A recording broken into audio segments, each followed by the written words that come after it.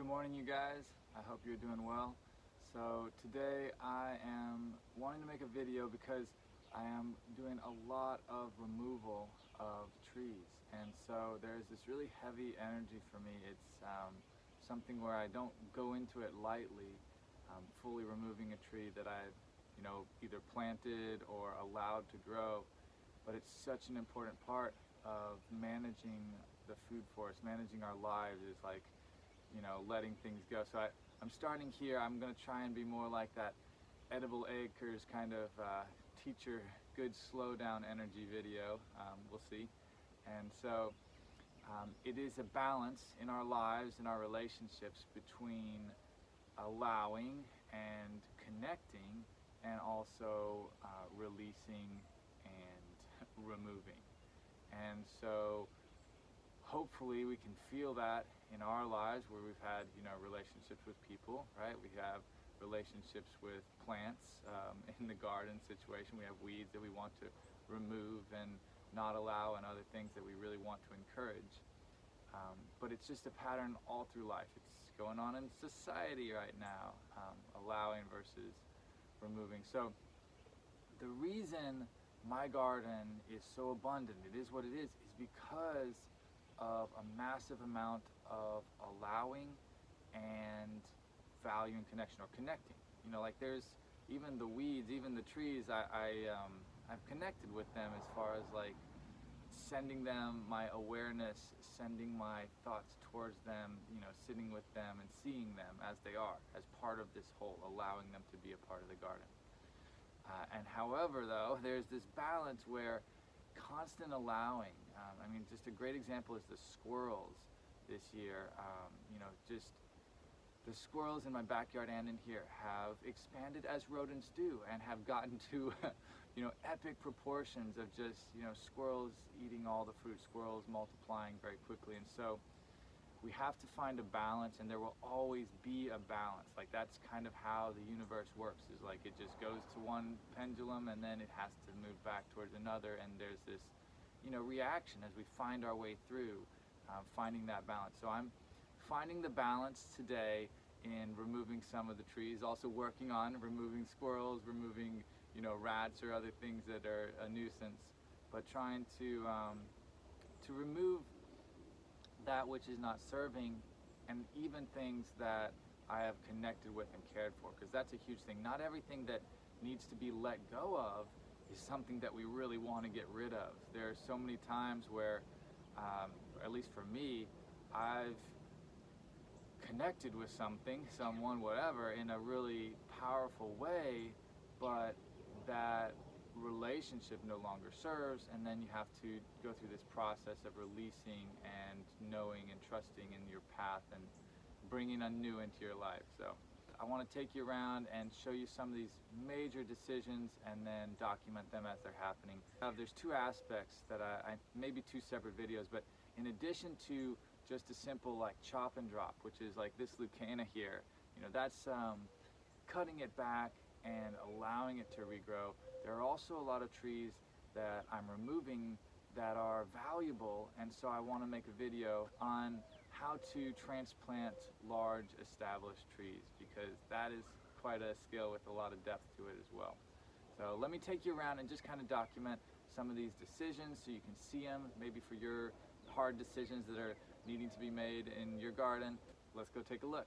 On the list of trees that I need to detach from and get rid of is this mimosa. And it's got quite a few years under it. It was a super beautiful tree that had lovingly nurtured this persimmon, gave it just that perfect amount of light to get established, but now it's at that point where I have to let it go, and this is more hard energy for me, more big change, but it's so important for self-care in the garden.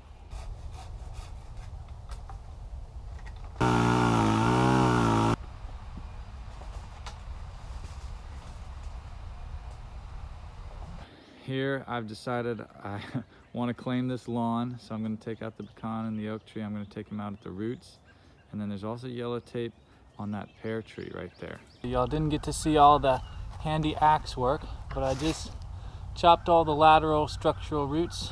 That's these guys right here. And then I chopped a little wedge down in the main taproot, and I do believe it will be enough because I've got some leverage now.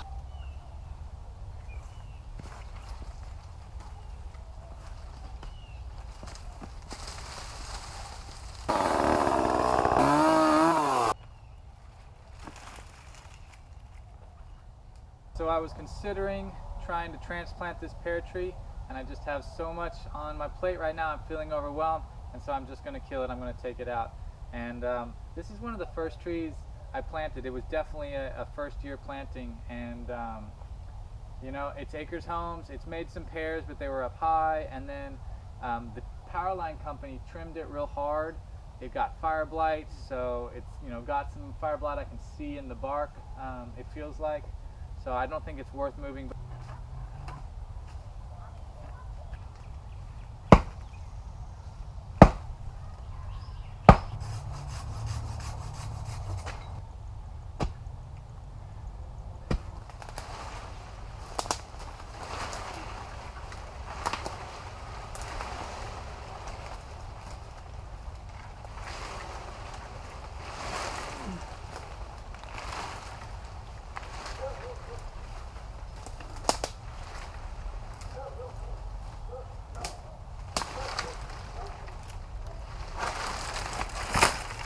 Well, that's done. It's sad, you know. That was a friend. That was somebody I cared for, and take responsibility for that. Release that relationship. Let it go. So here's a tree that I'm going to be taking out, and I'm going to be trying to save.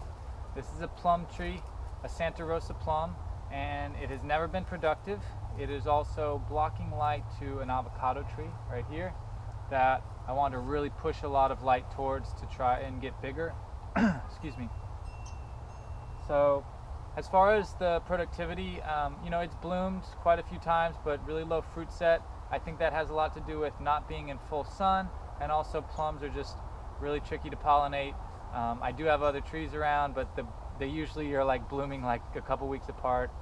So yeah, it's tough for me to make this kind of decision, but I'm going to try and make it a teachable moment. So the biggest thing when it comes to transplanting trees or anything is that the plants are a passive system. So that means they are not doing any work or effort when they pull water into their roots. They're not doing any work or effort when they photosynthesize. Everything just happens like a catalyst, you know, kind of reaction. There isn't energy spent. That's like literally the definition of a producer, is that they are not needing to consume energy in order to do work to get things done. So that should be like awesome, mind-blowing beauty, because it's really cool when you think about it. But when it comes to their ability to survive, it means that those systems, those passive systems, have to be able to be maintained, stabilized, so that they're not lost. And in particular, I'm talking about their water column. So plants and their ability to take in water, if there is an imbalance, that water column, that constant flow from roots out of leaves or roots out of stems can be lost, and the plant can dehydrate. It can not recover, essentially. So that was a long way of saying that when you do any disturbance to roots, you want to balance a disturbance to the shoots, to the tops, to the leaves. So the plant has to have enough roots to support the leaves, and it also has enough leaves to support the roots. They will literally drop or slough off or senesce the extra to maintain that balance. So this tree is mostly dormant. Nothing is like fully dormant here, but it's pretty much dormant as it'll get. And so it's a really great time, because that water column inside of the plant is kind of like slowed down, static. It's less likely to lose that water pressure because it's not actively evaporating water out of its leaves right now. So when it wakes up in the spring though, and all of those buds break because there's plenty of moisture and energy in them, it would quickly just evaporate all of the water out, not have enough root to pull in new water to replace it, and it would quickly die. And so even though it is dormant, I'm still going to do some massive cuts on the top in order to keep it in balance, because I'm thinking with how much root and inaccessibility, I'm probably going to damage like 90% of the root system, go down like to 10% of what it has, or even less really. With that severe damage to the root system, I have to remove a lot off the top. So I'm going to do my cuts in thinking, I haven't seen what I'm going to get out of the roots, but in thinking that I'm just going to get some main lateral branches so it has some structure. I'm going to try and preserve those to regrow from, and maybe a little bit of feeder roots, but essentially bare root trees. The goal is to make as few of cuts as possible, so it is going to be big cuts.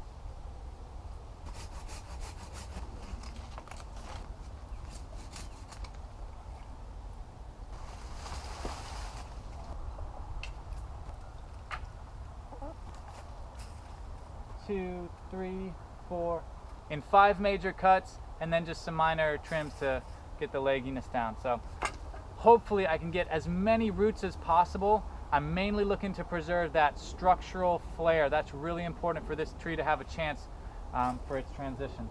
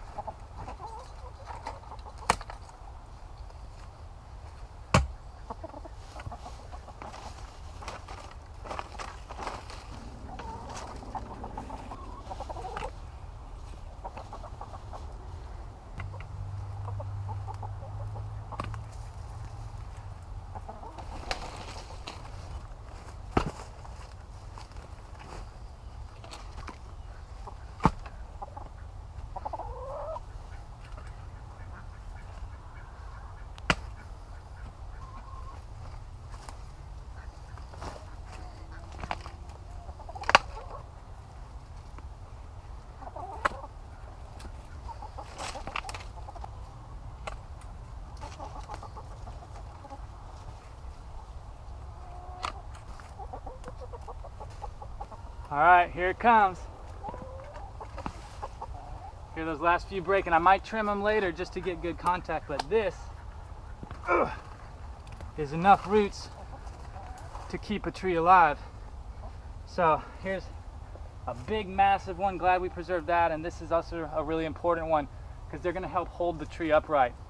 So I didn't say yet, but this tree was planted in 2013, so this is a 7-year-old tree in the ground, and we're gonna go give it a new life someplace else.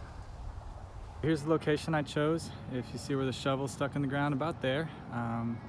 This is Shepherd Park. Those are some other of my plantings. The reason I chose this spot, so it gets part sun, so you got one oak that's gonna leaf out, it'll get afternoon light for a few hours, and then it'll get a little less, a couple hours before sunset, it'll be shaded out. It also is a similar soil, so it's very sandy. All of the soil in the park is. It's very low fertility here. You can see the drainage is poor. There's actually standing water right back behind the tree, but this area is higher. And because I'm planting near the oaks, I anticipate lifting this up a lot and bringing in, wheelbarrows and wheelbarrows of mulch to help heal it in. So this is what the tree is planted in. It is basically straight sand, very nutrient poor, large sections of it without even that organic matter coloration. So how are you gonna keep it alive, Mickey? With organic matter. So this is all compost, finished compost. Well, what I call finished compost. But this is from the chicken run. This has a lot of life, a lot of fertility, a lot further decomposed.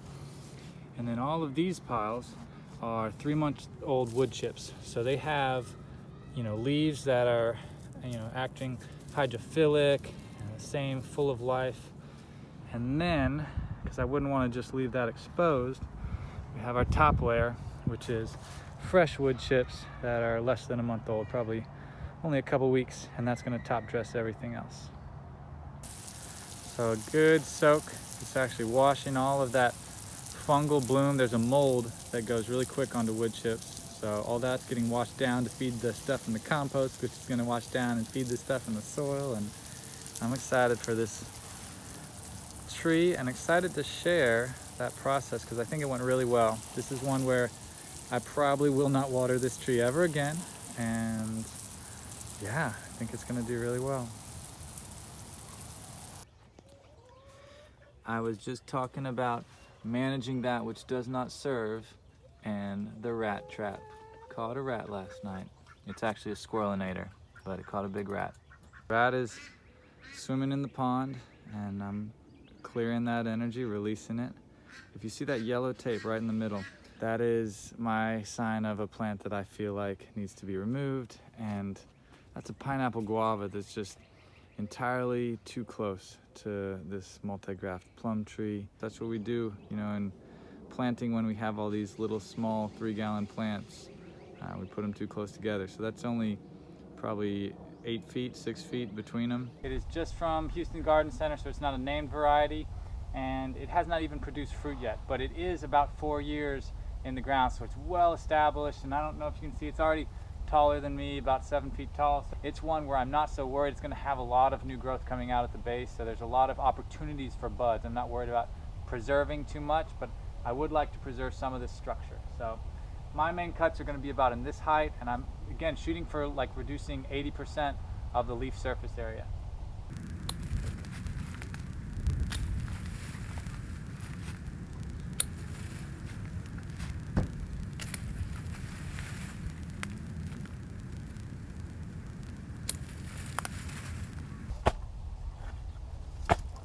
I was not as concerned with finding that flared out structure because the pineapple guava is not a big old tree that has to support as much weight.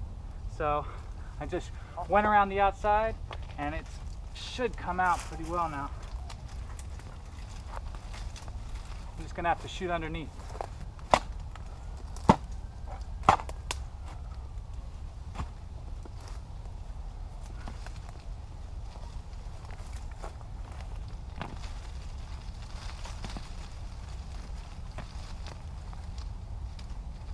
All right, and I'm going to take this one straight to the park, no waiting. It's like a surgery. You get in and you get out quickly. Here is its resting spot. I put it right here by the gate so I can keep an eye on it. One thing to note, you see how it was a very shallow rooted specimen. There was no main taproot or anything, and so this is sitting right on top of grade, which means I don't have to disturb any of the big pine tree roots underneath it. And then you have a better look at how much got taken away. There's still a good bit left. And then here's what it's getting planted into. So this is, you know, just field soil, and this is mainly finished compost from the chicken run. So about 50-50, maybe a little bit more compost, but I'm going to mix that all together and then really make sure there's no air gaps or anything underneath it in those roots, and then mulch it heavily, and it will be all set.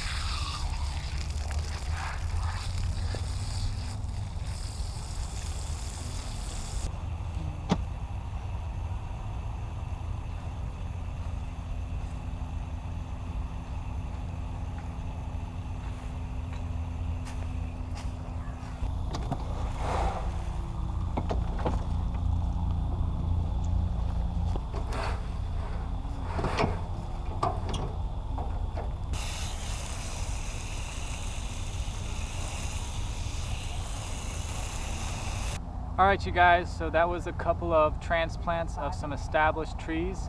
So the Santa Rosa plum was dormant. That has a huge advantage when it comes to transplanting. The pineapple guava wasn't, And so I'm going to close out with sharing about another transplant that was recent, that was also a tree that doesn't really go dormant, it's not deciduous. So this is a Satsuma mandarin that I brought out here to the park, and I transplanted it in November. When it comes to plants that are not dormant, ideally it's a moderate, mild time of year, like not in the heat of the summer, but rather in the winter when there's a lot of cooler weather. So this Satsuma is a great example of how the plant will give you feedback.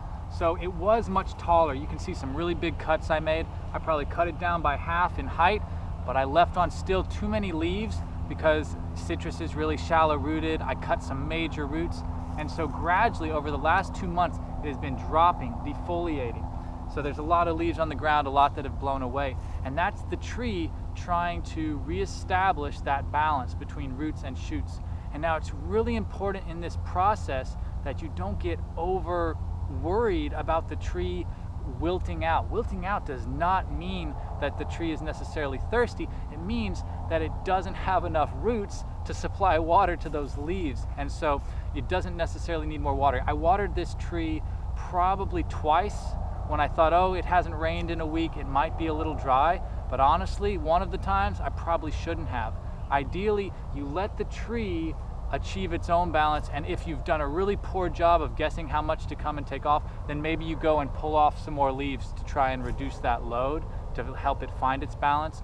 But all of the healing, it comes from the individual. We cannot force healing. We cannot control, you know, the stressors and the things in the environment that the plant just has to adapt to. So trust in the body, the body of the plant, and its innate ability to heal itself and to find that balance. So I'm going to end it here. I hope you guys got something out of this video, and I will catch y'all next time. Peace.